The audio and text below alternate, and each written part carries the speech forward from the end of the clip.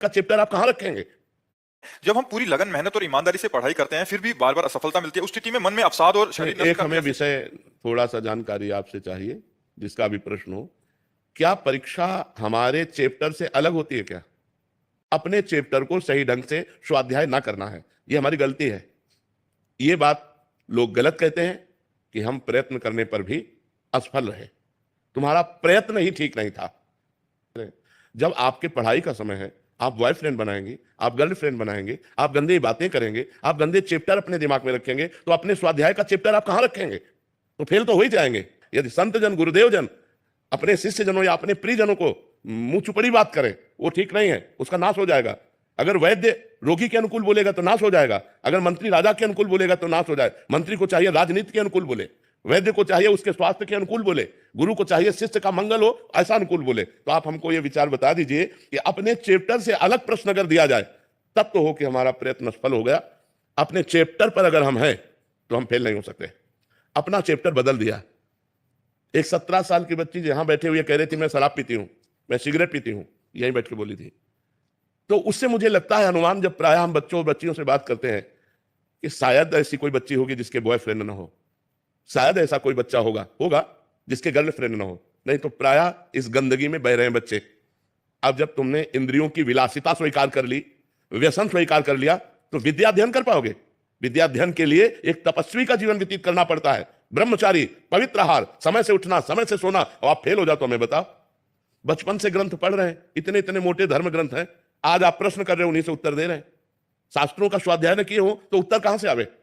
धर्मयुक्त उत्तर होना, ऐसा नहीं कि मनमानी हंसी मजाक हो उत्तर। तस्मात् शास्त्रम प्रमाणम थे कार्य व्यवस्थित हो, एक भी शब्द मिस्टेक नहीं पाओगे। ढूंढ लो, किसी ग्रंथ में लिखा मिलेगा।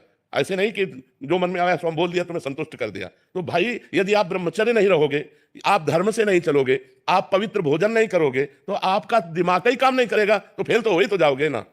एक जगह हम मानते हैं कि आपने बहुत ग्रेजुएट पढ़ाई की, आपने अच्छी पढ़ाई की, इसके बाद आपको नौकरी नहीं मिल रही, यह हम मान सकते हैं तुम्हारा बुरा प्रारब्ध है, तुम्हारा बुरा भाग्य है जो तुम्हें आगे नहीं बढ़ने। लेकिन फेल होने में हम नहीं मान सकते। फेल होने में भाग्य नहीं, तुम्हारी असफलता है, तुम्हारा प्रमाद है, तुम्हारी गंदी बातें हैं। जो तुम मोबाइल में समय देते हो, जो तुम गंदी बातों में समय देते हो, अगर अपने चैप्टर पर समय दो तो आप कंठस्थ कर सकते हो। हम कह रहे हैं 4 बजे उठकर हर विद्यार्थी किसी भी ग्रंथ का पाठ करे, अगर उसे कंठस्थ ना हो जाए तो हमें बताओ।